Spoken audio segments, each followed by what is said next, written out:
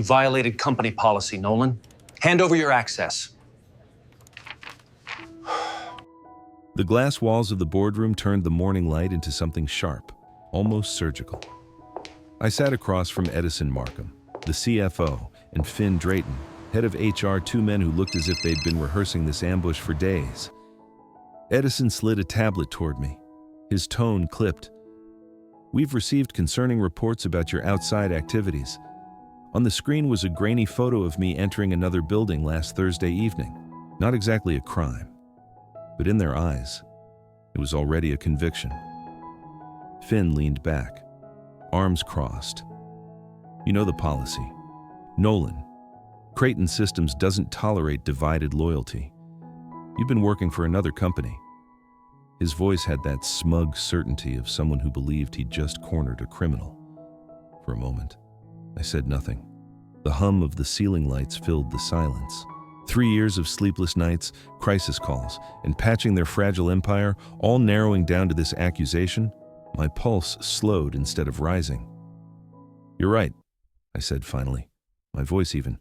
"I should focus on one position." Edison blinked, unsure if he'd heard me correctly.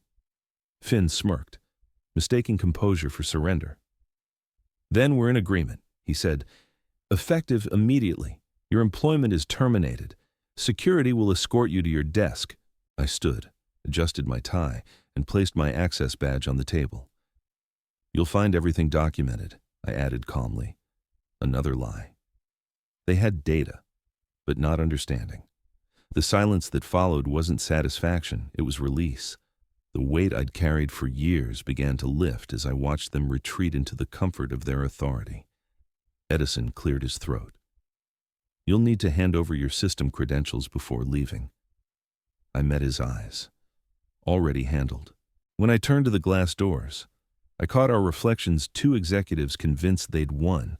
They didn't know the truth behind the photo, or the irony of the accusation they'd just made, because my so-called second job wasn't a side contract at all. It was an official advisory role on the National Technology Council, the very board that oversaw companies like Creighton Systems. They thought they'd stripped me of power. In reality, they had just fired the one person who could decide whether their next federal renewal would ever be approved. I paused at the doorway, the sound of my own footsteps echoing through the glass corridor. For a company built on surveillance, they never noticed the moment they lost control.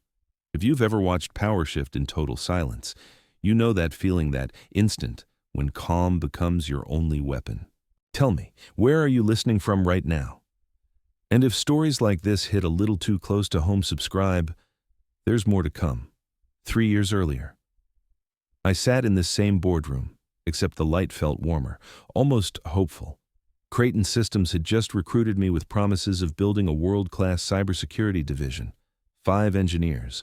Arlo Pierce, the VP of Technology, said, his tone confident, his handshake steady.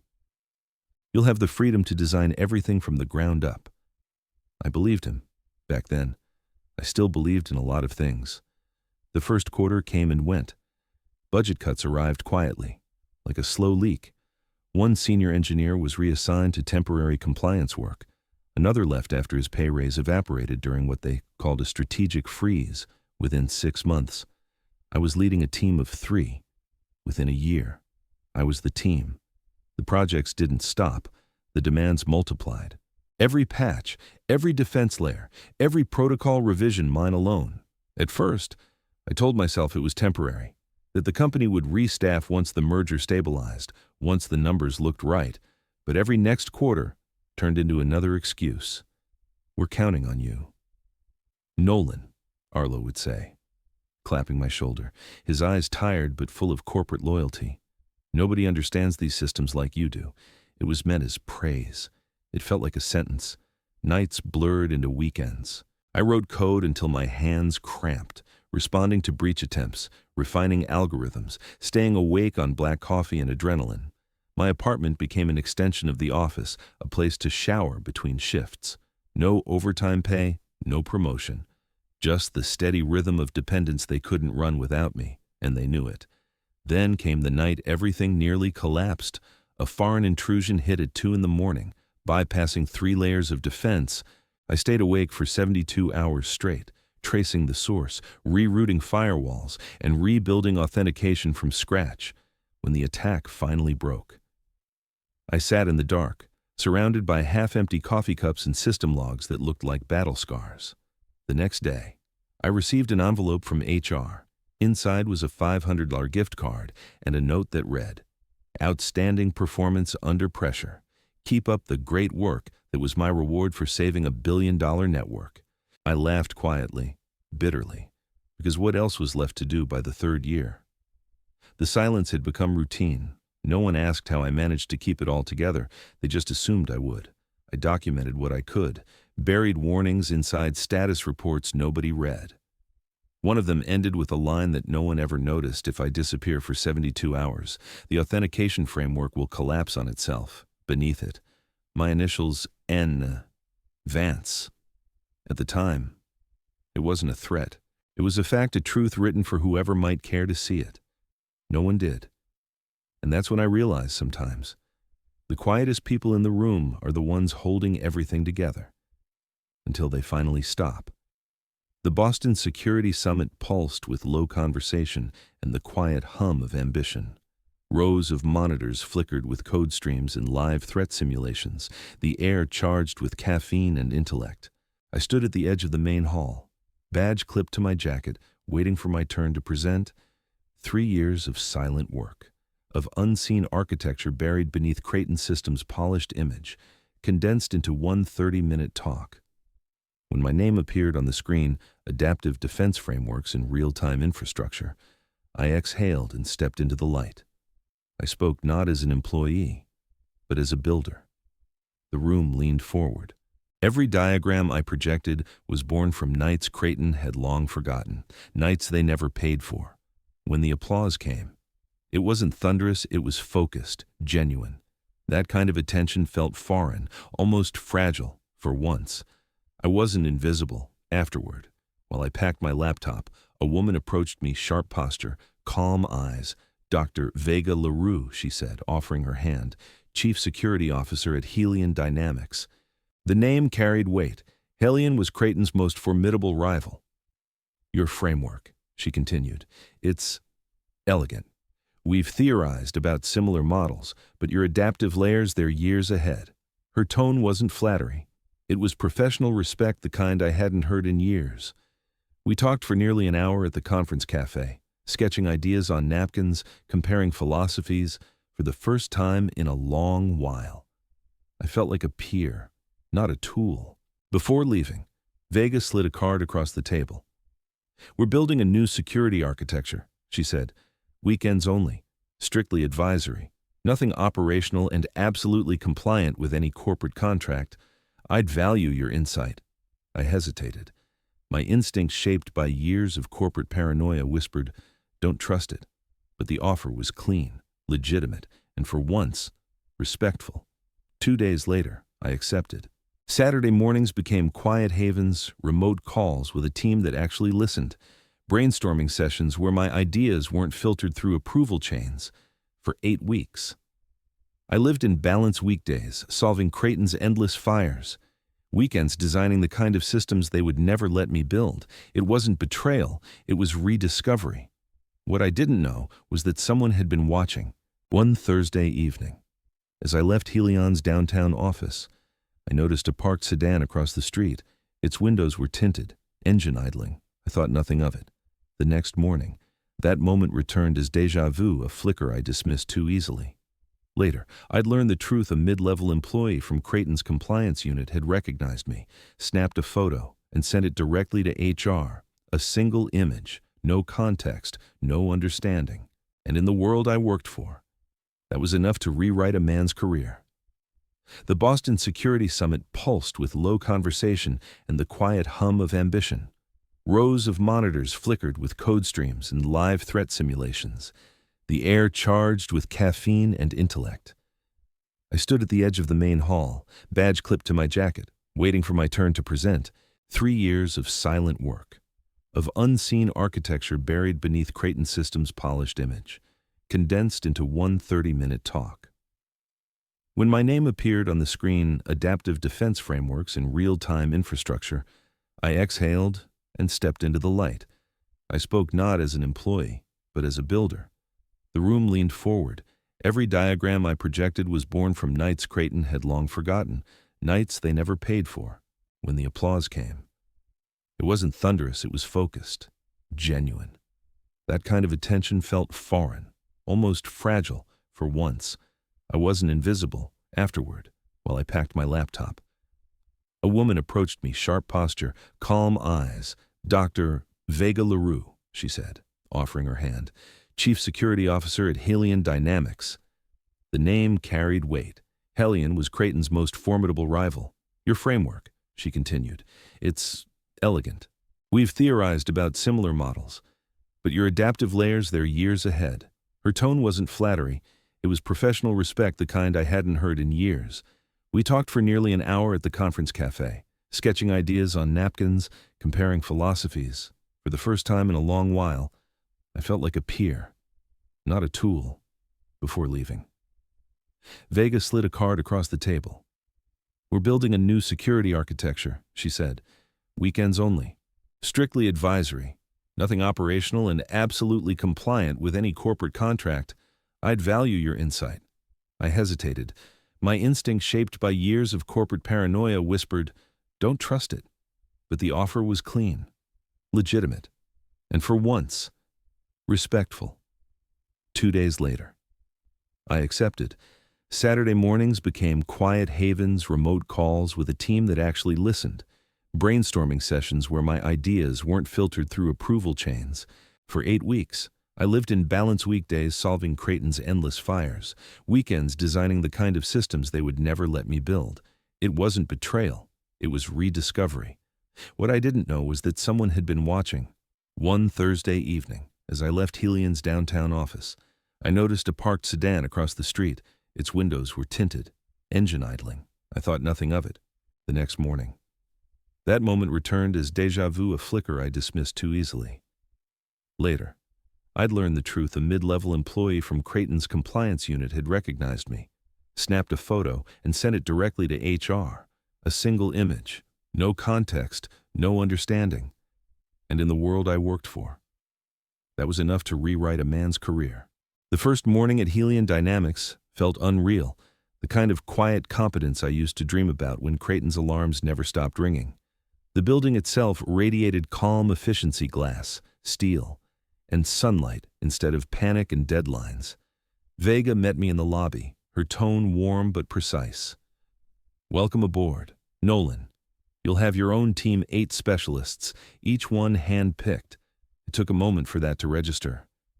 A team, not ghosts on a budget spreadsheet, not a revolving door of temps, but actual people with names, focus, and curiosity. As she walked me through the workspace, desks were scattered with diagrams and whiteboards full of logic trees. People smiled when I passed, not out of fear, but acknowledgement. In the afternoon, I sat with my new team analysts, coders, system architects. Ellis, the youngest, grinned and said, "We've all read your adaptive architecture papers. They were the reason most of us applied here." His words landed heavier than he knew. At Creighton, my name had only appeared when something went wrong. Here, it was spoken with respect. We spent hours dissecting system logic. No one talked over anyone else. No one fought for credit. Every idea was weighed, discussed, refined.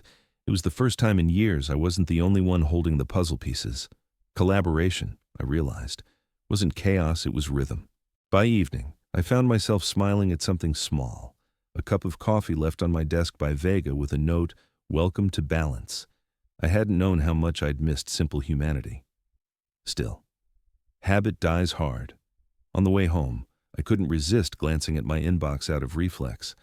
My old Creighton address, now forwarding to my private account, still received automated reports. Most were routine, meaningless noise, but one caught my eye. Subject line, "Credential loop detected." I froze for a second. That message only appeared when the authentication servers tried to cycle without manual oversight, the very process I'd warned them about, the one I'd always performed by hand. I tapped the screen, hesitating. Then I saw the folder name above it, spam. Some automated filter had buried the warning before it could reach anyone's attention. I let the phone dim in my hand. Maybe it was nothing, a minor configuration glitch.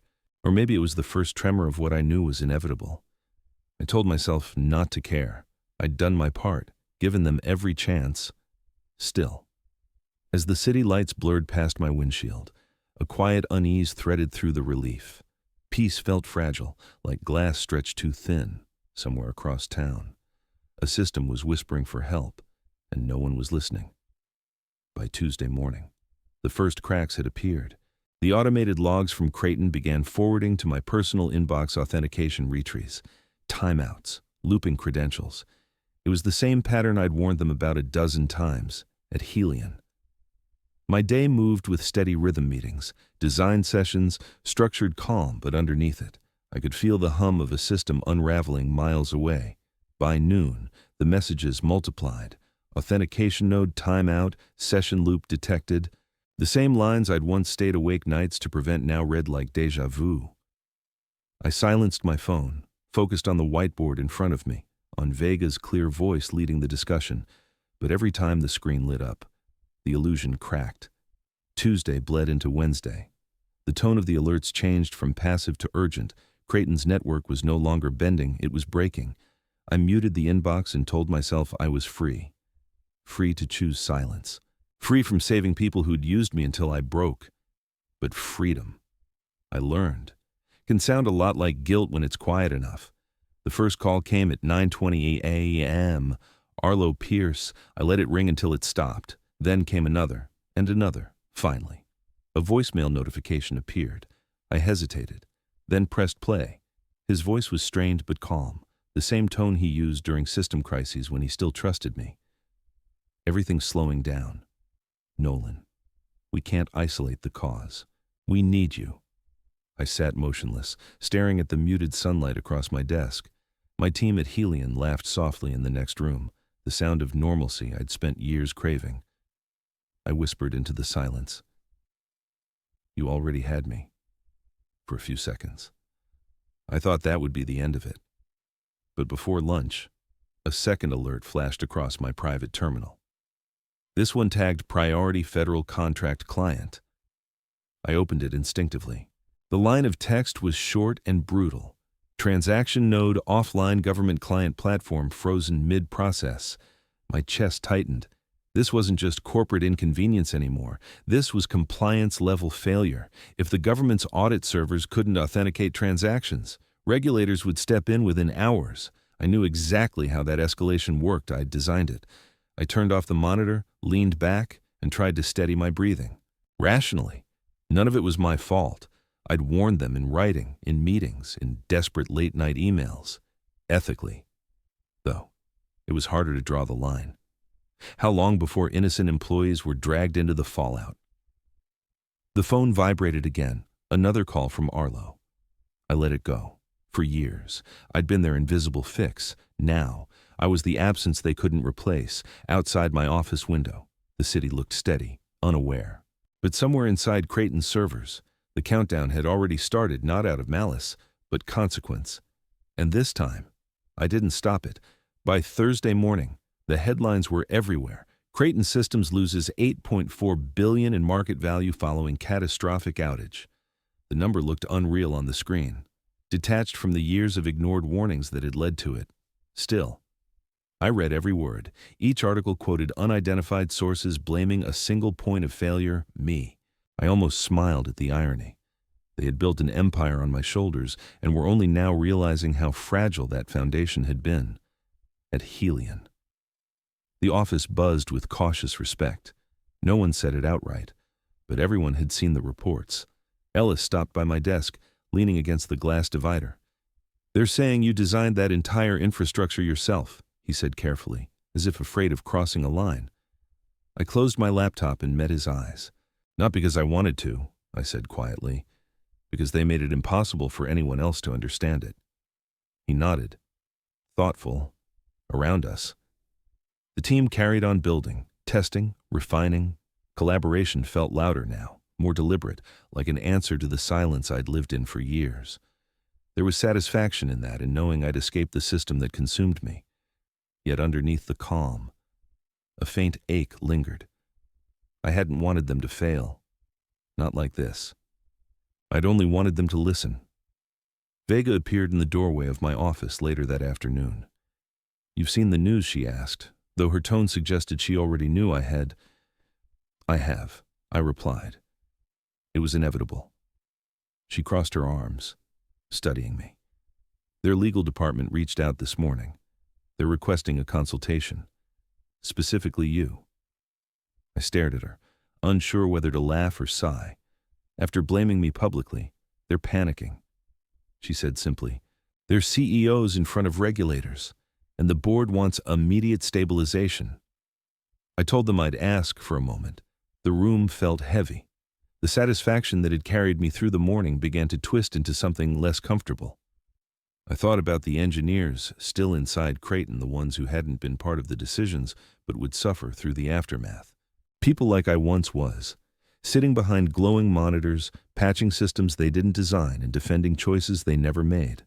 Vega waited, silent. "It's your call," she said finally. "We won't stand in your way either way." I looked down at my phone, the unanswered messages from Arlo still sitting there, each one shorter, more desperate than the last. I had the power to end their crisis or let it burn to the ground. For a second, the idea of rejecting them completely felt intoxicating. Then, just as quickly, it faded. Satisfaction was easy, responsibility wasn't. I took a breath. "Tell them I'll think about it," I said. Vega nodded once and left me to the quiet. The screen still glowed with that headline, 8.4 billion gone, but all I could feel was the dull weight of knowing that victory, when it comes too late, can sound a lot like loss. The call came late in the afternoon. Just as the city outside my office began to fade into gold, Vega had warned me it might happen, and when my phone lit up with an unknown number from New York, I already knew who it was. I answered anyway. "Mr. Vance," a composed voice began, polished and heavy with authority. "This is Terrence Walsh, chairman of Creighton Systems." There was a pause, as if he wasn't used to introducing himself. "We're aware of your previous role here and of your unique familiarity with our infrastructure." His tone was formal, rehearsed. I could hear faint voices in the background, lawyers, perhaps, or desperate executives feeding him lines. "We require your assistance," he continued. "Name your terms." For a moment, I said nothing. 3 years of exhaustion, warnings ignored, and quiet humiliation condensed into the space between us when I finally spoke. My voice was steady, surgical. $50,000 an hour, I said. 4-hour minimum. There was a rustle of disbelief on his end, followed by a muffled consultation. Then Walsh returned. Tone clipped. "Continue." "A public letter of apology," I said, "acknowledging that I warned your executives repeatedly about this failure. Every employee terminated during the restructuring will receive 6 months of severance and a positive reference. You will also establish the dedicated security division I proposed, properly staffed and funded." Silence stretched. I could almost picture the faces around that boardroom table, the same ones that once looked through me like glass. "And finally," I added, "I work remotely. No direct access. You follow my instructions exactly." More whispering. Then Walsh again. "We agree." The wire transfer cleared 20 minutes later. When the call began, the boardroom camera flickered on 12 executives on screen, faces pale under fluorescent light. Arlo sat among them, shoulders drawn tight. I spoke with precision, detailing each step as they followed along isolating corrupted nodes, rebalancing the authentication tree, restoring cascade order. At first, they moved mechanically, copying commands without comprehension. I slowed my pace deliberately. "Stop," I said. "Do you know why you're typing that line, Edison?" The CFO looked up. "Because you said so." "Exactly." I replied, "That's why you're here. You built systems you didn't understand, run by people you didn't value. This failure isn't technical, it's cultural." No one spoke, even through the screen. I could feel the tension shifting, the quiet humiliation of realization. for the next 3 hours. I guided them not just through recovery, but through understanding. By the time the final sequence executed and the server stabilized, the silence wasn't relief, it was reverence. When we ended the call, Walsh's voice was smaller. "Thank you. Mr. Vance, you've saved us." I leaned back, eyes on the skyline beyond my window. "No," I said softly. "I've only shown you what saving yourselves looks like." By the time summer arrived, Creighton Systems had managed to restore its infrastructure.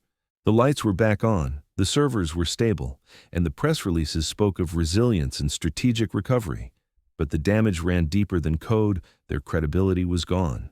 Partners had pulled out, regulators had tightened oversight, and every headline that once celebrated their innovation now carried the same quiet warning. Trust lost is trust gone. Across town, Halion Dynamics moved in the opposite direction. Vega announced the launch of a new division, the Strategic Security Consulting Group, and placed me at its head. It was built from the lessons Creighton refused to learn: transparency, collaboration, accountability. Within weeks, our names started appearing in the same news cycles that covered their fall, not as competitors, but as the standard they'd failed to reach. When the invitation arrived for me to speak at the annual Cybersecurity Summit, I didn't hesitate. 3 years earlier, I'd walked into that same conference as a weary employee. Now, I returned as a division head, presenting a framework that had already reshaped half a dozen corporations. The ballroom was bright, filled with polished suits and familiar faces. Halfway through my presentation, I saw them Arlo Pierce sitting near the back, his posture tense, and beside him, Creighton's new chief security officer, a woman I hadn't met before. Their presence didn't rattle me, it centered me. I spoke about sustainable architecture, the importance of human context behind automation, the power of valuing expertise before crisis. My voice stayed steady, almost calm, because this wasn't revenge. It was reflection turned into proof. When the session ended, applause rolled through the room like soft thunder. As the crowd dispersed, the new CISO approached me. She extended her hand with a polite smile, but her voice carried something heavier. "They watch you now," she said quietly. "Every launch, every client win, like tracking a stock price. Each time you rise, they're reminded of what they lost." I held her gaze for a moment, then nodded.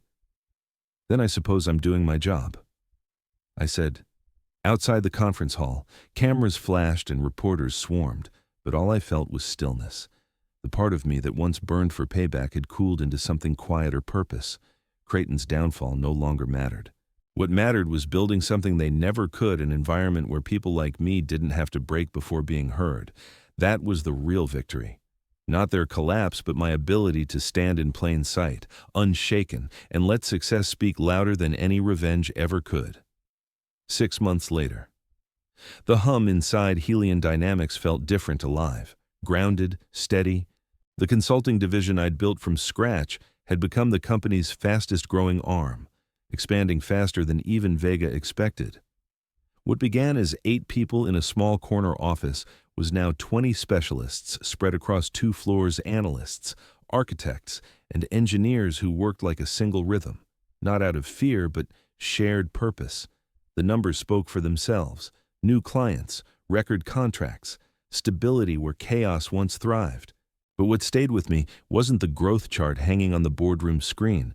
It was the sound of laughter echoing through the glass walls at 8 in the evening, long after official hours had ended. People still here, not because they had to be, but because they believed in what they were building. That night, Vega hosted a celebration in the main atrium. Warm light spilled across rows of glasses and open laptops pushed aside for once. Ellis, the same young analyst who'd asked about my architecture on my first day, raised a glass and spoke louder than the music. "To Nolan Vance," he said, his grin unguarded. "The man who proved that real security isn't written in code, it's built on trust and people." The crowd erupted in applause. Someone handed me a glass. And for the first time in years, I didn't think about the servers, or the firewalls, or the endless alerts that once dictated every heartbeat. I looked around the room and saw no exhaustion, no forced smiles, no quiet fear of the next failure. Just balance, just belonging. When the celebration wound down, I slipped into my office for a moment of quiet. The skyline stretched beyond the window, a network of light and movement I'd helped protect. My inbox glowed with unread messages. One stood out, marked Priority Board Correspondence. It was from Terrence Walsh. "Mr. Vance," it read, "we've implemented your model across the entire company. The new security division has stabilized operations beyond expectation. If you ever wish to return, the position of Chief Security Officer is yours." I stared at the words for a long moment, not with anger, not even with satisfaction, but with an odd calm. They'd finally learned the lesson I'd tried to teach for years, but it was too late. I clicked delete without replying. Outside, the city pulsed in silence, steady beneath the invisible armor we had built. The systems were running smoothly. The night was still. For once, everything worked not because I was holding it together, but because others now could. And as I stood watching the skyline shimmer like a circuit board of light, I realized something simple and profound. This peace, this quiet competence, was the closest thing to revenge I would ever need.